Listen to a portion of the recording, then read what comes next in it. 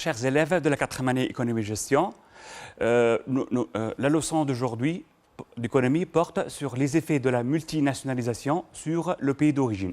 Je me présente, je m'appelle Mohamed Azaïz, votre professeur d'économie. La leçon d'économie a été élaborée en équipe avec l'inspectrice Mme Mejda Ayari, que je remercie vivement.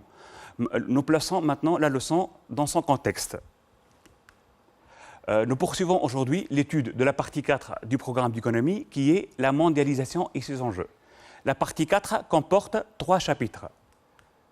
C'est le chapitre 3 qui s'intitule « Les firmes multinationales » qui est subdivisé en 3 sections.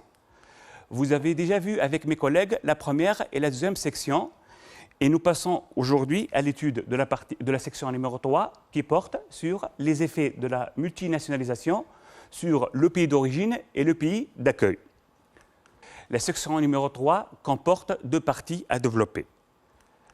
La partie A concerne les effets de la multinationalisation sur le pays d'origine et la partie B traite les effets de la multinationalisation sur le pays d'accueil.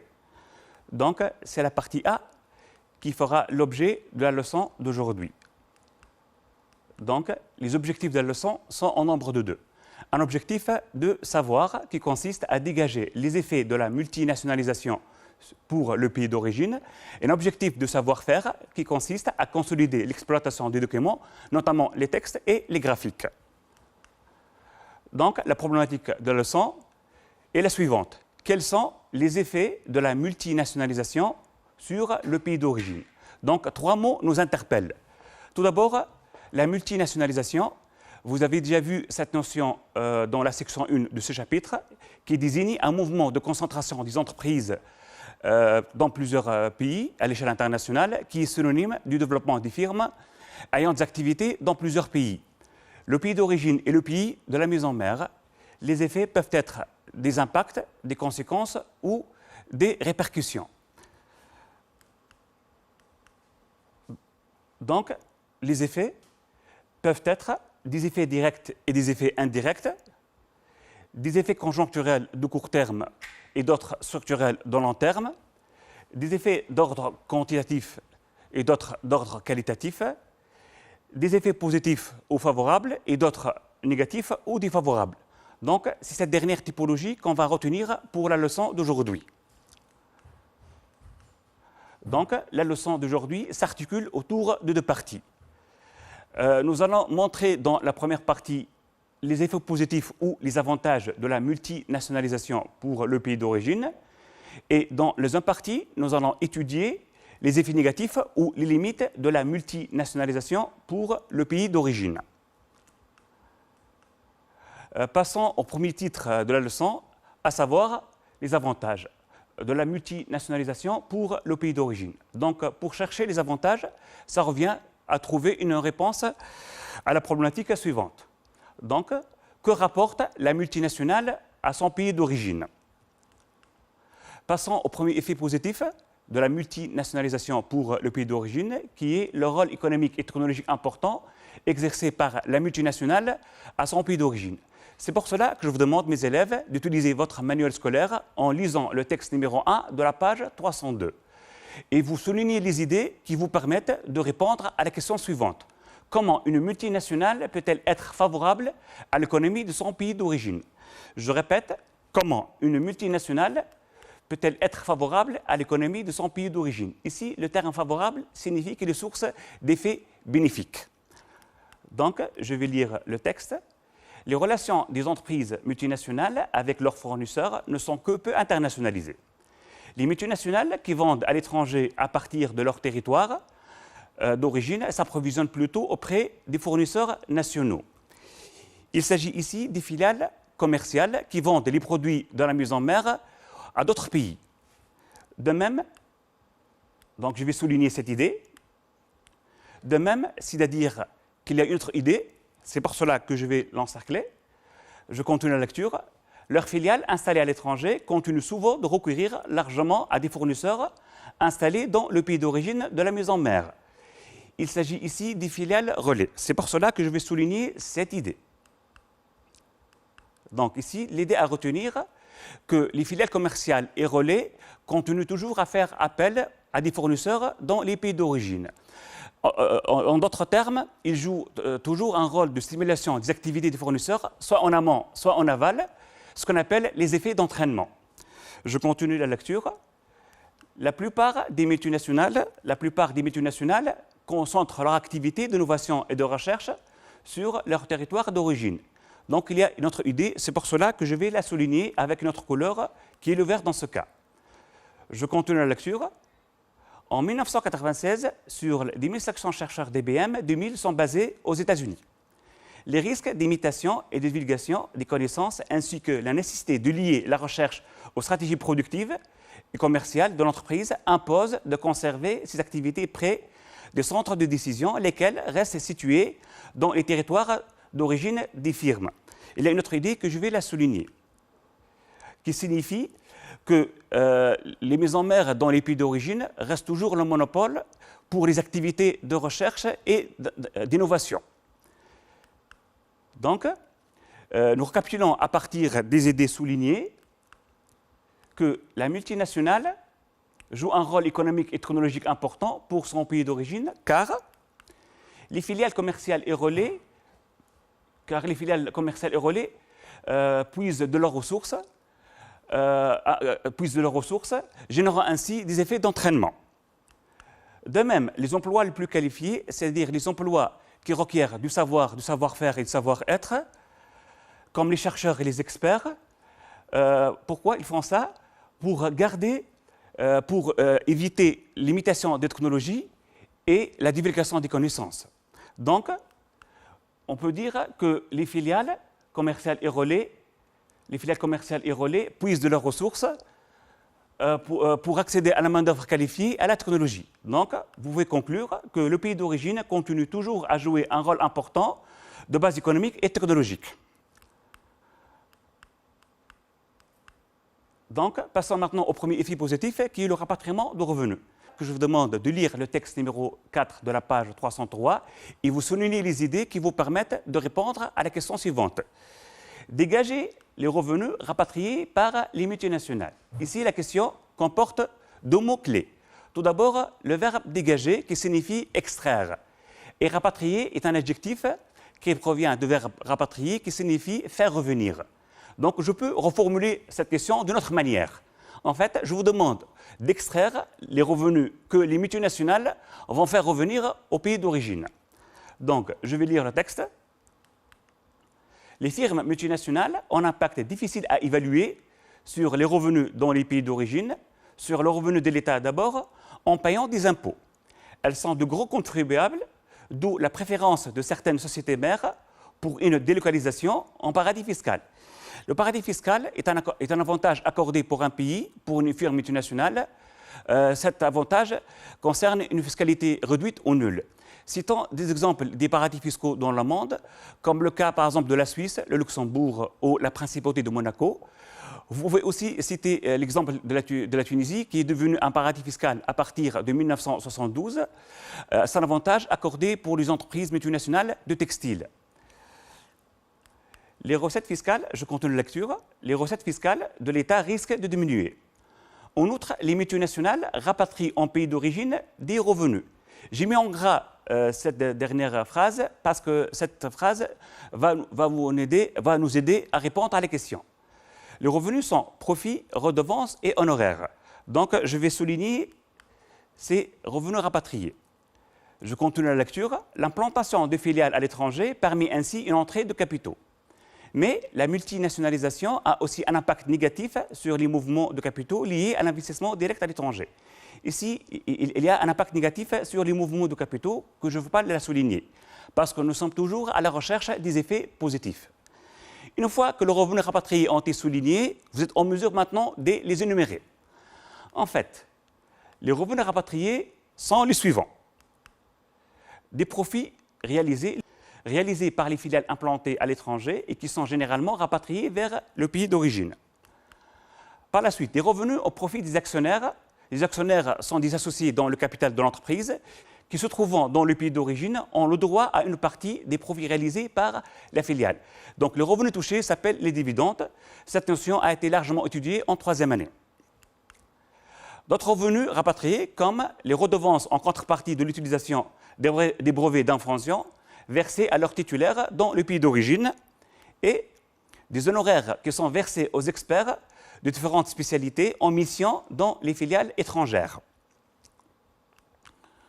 Voilà. À titre illustratif, nous allons faire appel aux profits rapatriés par les multinationales américaines du secteur technologique.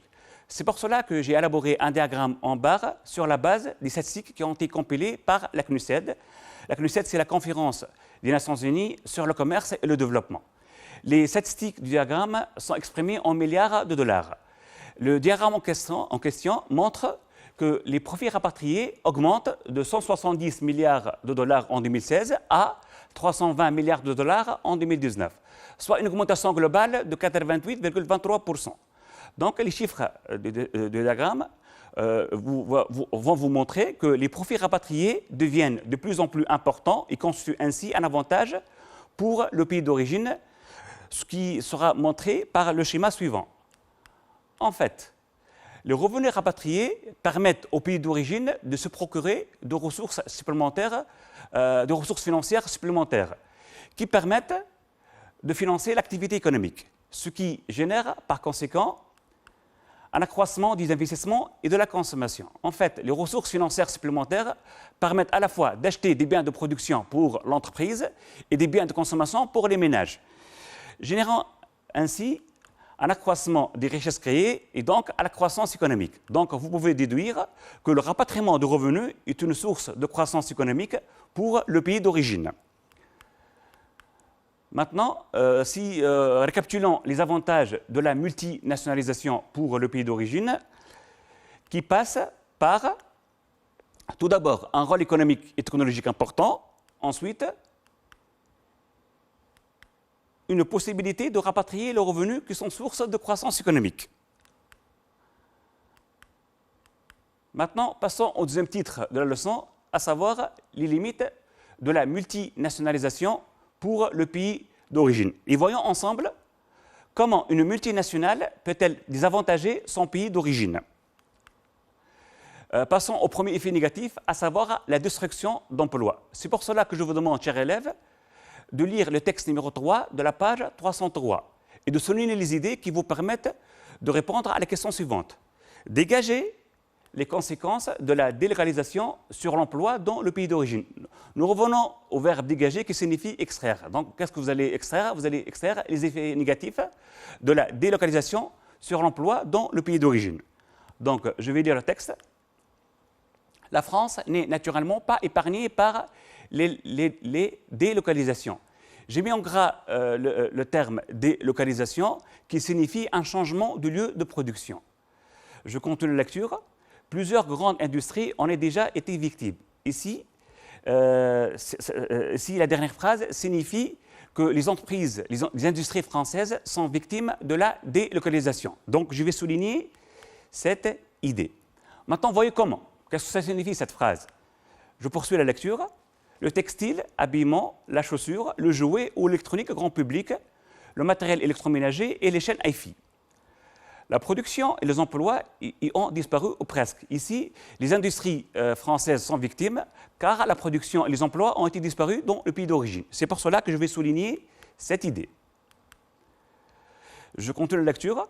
Une usine ferme de nos provinces, elle est réinstallée en dehors de nos frontières, là où la main-d'œuvre est meilleur marché.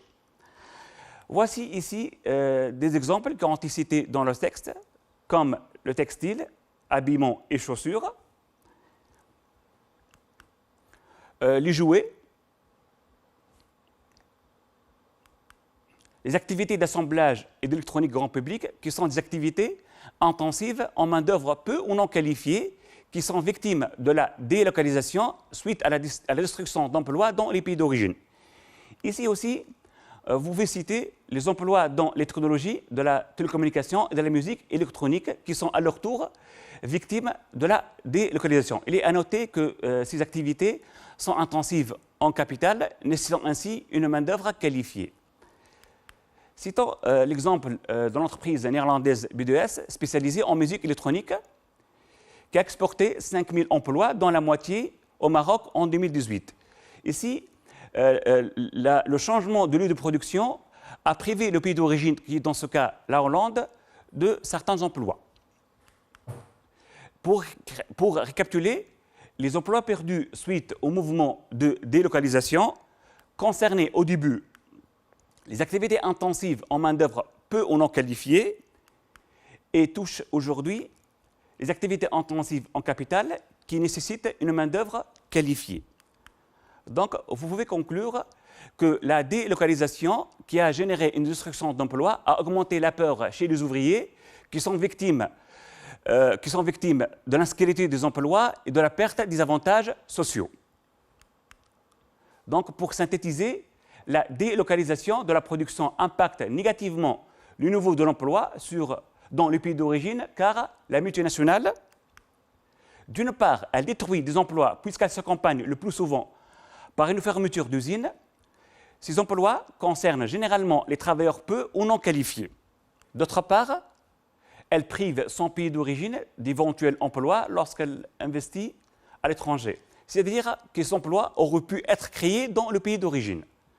Même si cet investissement n'entraîne pas forcément à la fermeture d'usines dans son pays d'origine.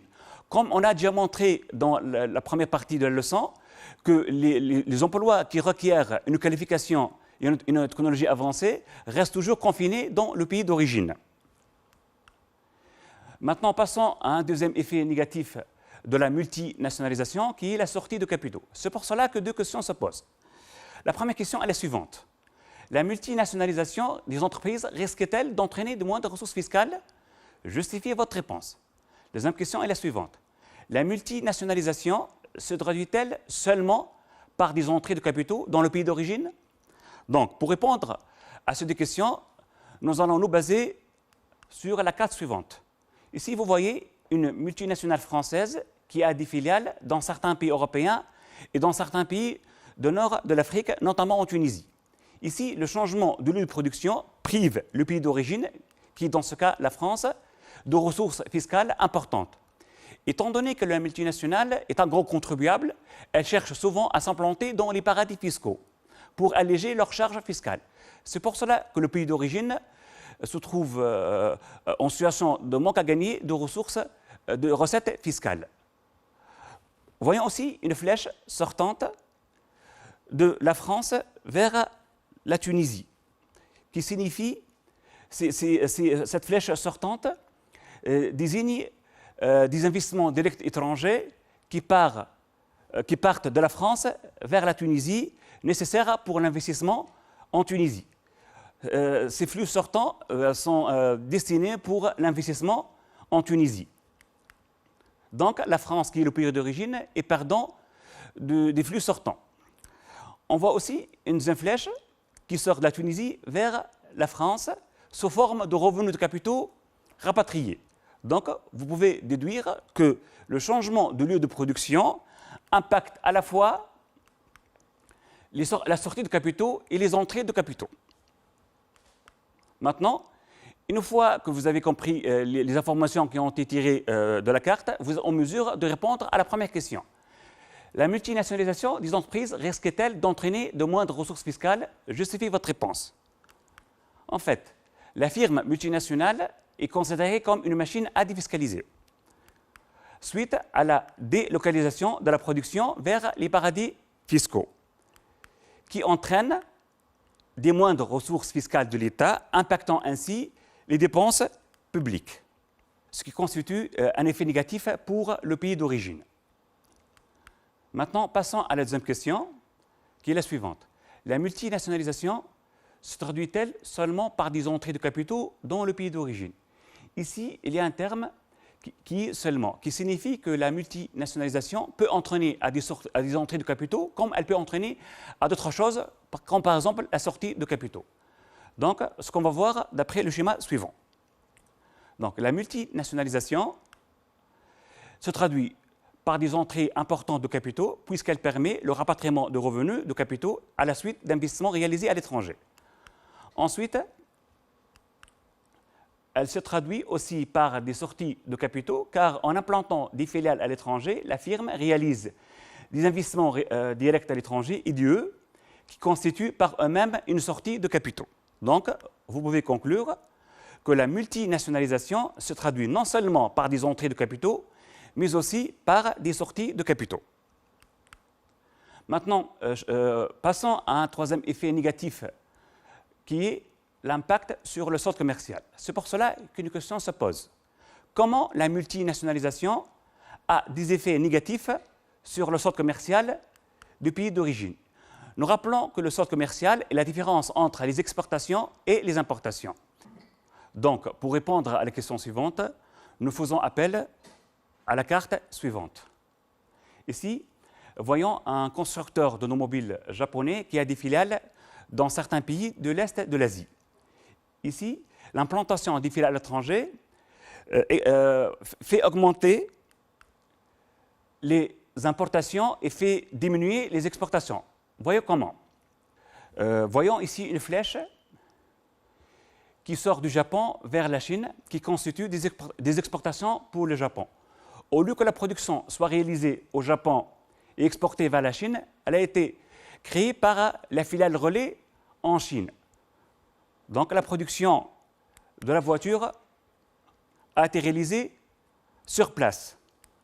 Donc les exportations japonaises ont été diminuées.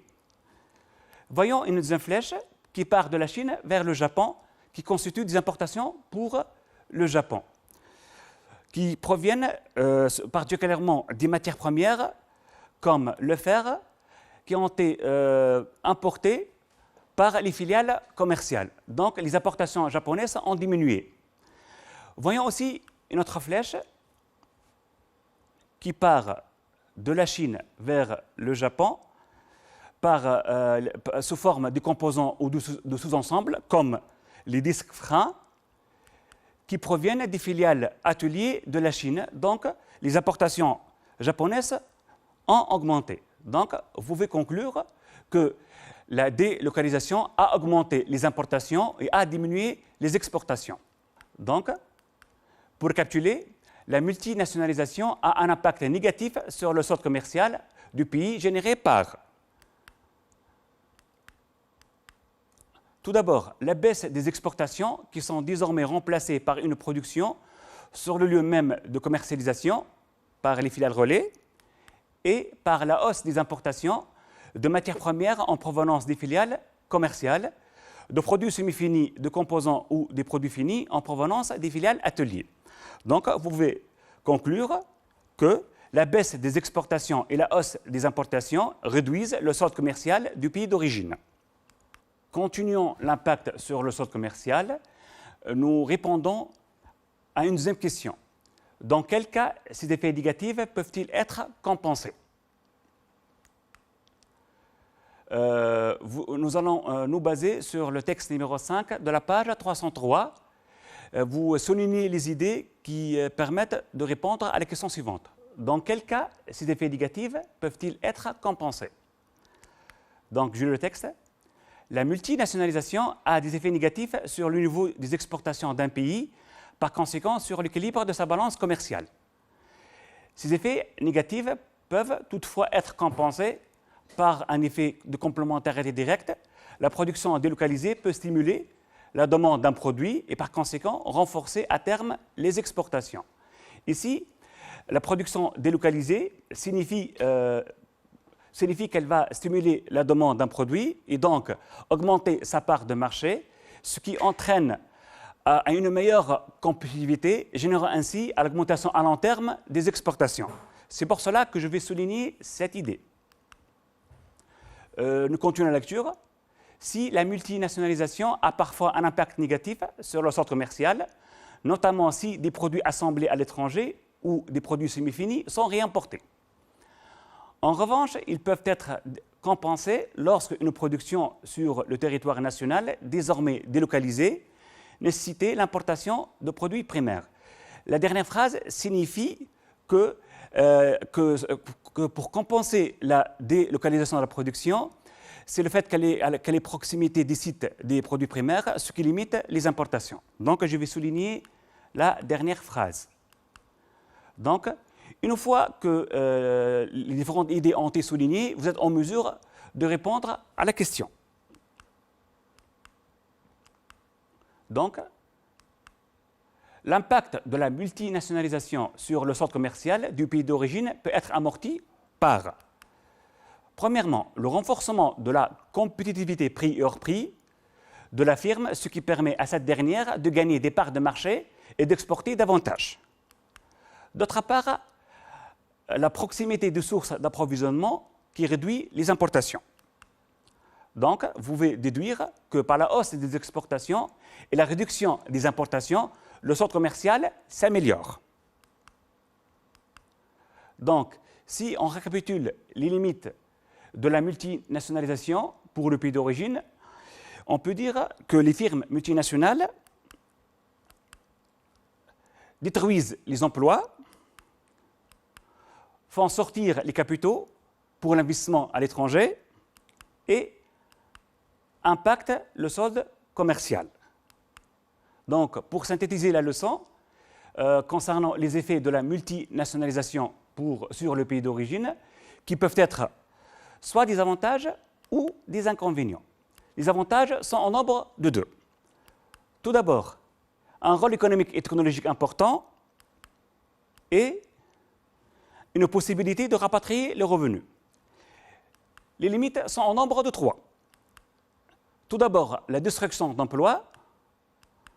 Ensuite, la sortie de capitaux à l'étranger. Et enfin, un impact sur le solde commercial. Donc, pour faire la conclusion de la leçon, vous pouvez dire que les effets de la multinationalisation ne sont pas toujours des effets bénéfiques pour le pays d'origine. Donc, je vous remercie pour votre attention et la leçon de la prochaine fois portera sur les effets de la multinationalisation sur le pays d'accueil. Je vous laisse, au revoir, bye bye.